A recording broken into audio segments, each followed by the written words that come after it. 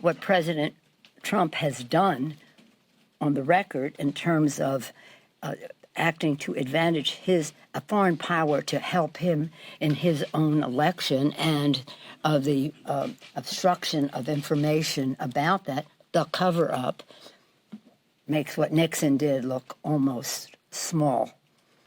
This is something we do with a heavy heart. This is very prayerful, because impeaching is a divisive thing in our country. It's hard. And the place that our country is now, it's not a time where you go to 70% when President Nixon walked out of the White House. It wasn't there before he left. Even 2 weeks before he left, it wasn't there until the other shoe fell and he walked out the door. And by the way, what President Trump has done on the record in terms of acting to advantage a foreign power to help him in his own election, and the obstruction of information about that, the cover-up, makes what Nixon did look almost small.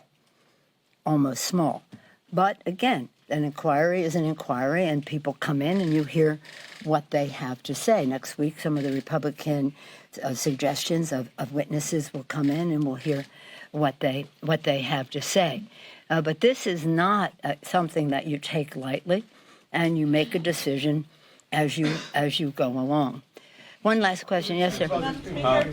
On the CR, it's going to come when you guys are passing, when these hearings are still going on. I'm curious, as you've been negotiating the continuing resolution, these spending bills, what's been the working relationship with the White House? I mean, have they been involved in this process? I guess the adage of walking and chewing gum at the same time comes to mind. I'm not a gum chewer, but I do eat a lot of chocolate as I walk around here.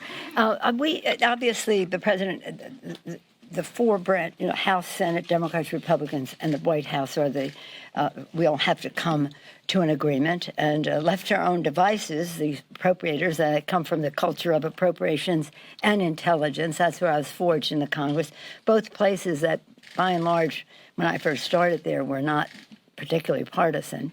But the left to their own devices, the appropriators know how to get their job done. So without going into any detail, we're moving in a direction because we do not want a shutdown of government. We prefer not to have a continuing resolution.